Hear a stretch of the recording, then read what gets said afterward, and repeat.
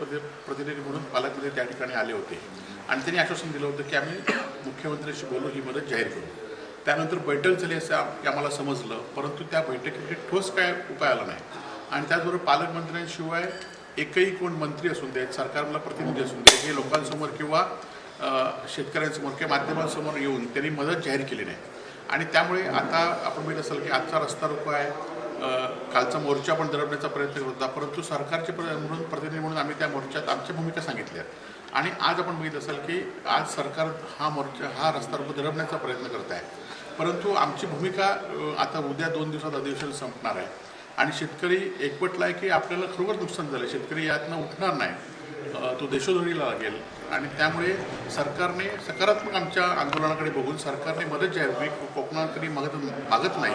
आणि ते सरकारने आपण बघितलं की तोक्ती वादळाच्या वेळीसुद्धा जेव्हा उद्धव ठाकरे मुख्यमंत्री होते तेव्हा सरकारने नियम डावलून या ठिकाणी मदत जाहीर केली होती.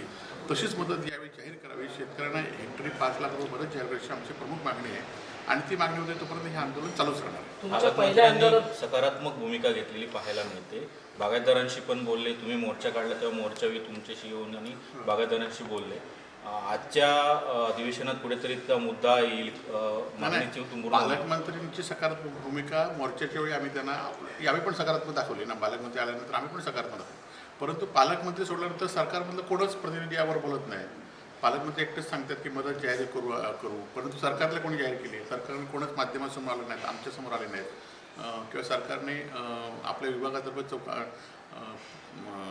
मदत पुनर्वसन मंत्री आहेत, प्रद्योत मंत्री आहेत, मुख्यमंत्री आहेत, उपमुख्यमंत्री यातल्या कोणीच आमच्यापुढे किंवा लोकांपुढे माध्यमांपुढे आलं नाही. पहिल्यांदाच असं अस्मानी संकट शेतकऱ्यांना ओढवलंय, मुख्यमंत्री या संदर्भात बोलत नाही, तुम्ही कसं बघताय सगळं? ते मी मला सांगतो की पालकमंत्री एकटेच म्हणजे एकटेच सांगतात की मदत जाहीर करू म्हणून, परंतु इतर कोणच खासदार असून देत, या जिल्ह्यातील इतर 2 आमदार असून देत, हे चिडीचूप आहेत. आणि त्यामुळे या पालकमंत्र्यांच्या विरुद्ध या संदर्भात कोणच बोलत नाही किंवा कोणच सांगत नाही की मदत जाहीर केली म्हणून. आणि त्यामुळे आमचं हे आंदोलन आता सरकारच्या विरोधात तीव्र आम्हाला करावं लागणार आहे. राजू शेट्टीच का जिल्ह्यात एकही नेता नाही का, अशा प्रकारची टीका विरोधात? नाही, खरं तर आज आपण बघितलं असेल की विरोधकांमध्ये आज अनेक विरोधकांना ठेवायचं नशी जी सकारात्मक ही भूमिका सरकारची आहे. आणि त्या सिंधुदुर्ग जिल्ह्यात सुद्धा त्याला काही अपवाद नाही. विरोधक आता कोण राहिले ते सगळ्यांना आपल्या पक्षात घेण्यात, बळजबरीने त्यांची येत नाहीत, त्यांना आमिष दाखवायची, जिल्हा परिषद निवडणुकीमध्ये तेच झालं आहे.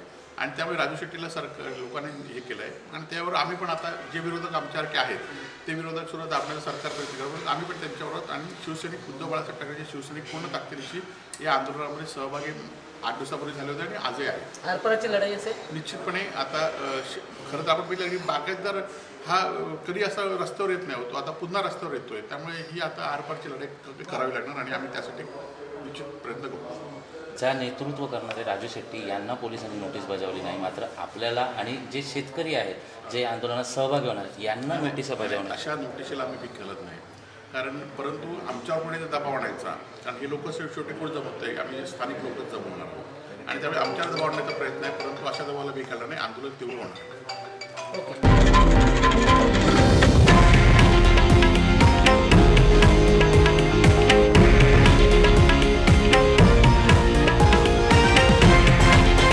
हे आहे देशातील नंबर 1 न्यूज नेटवर्क आणि आपण पाहत आहात TV9 मराठी, एकमेव.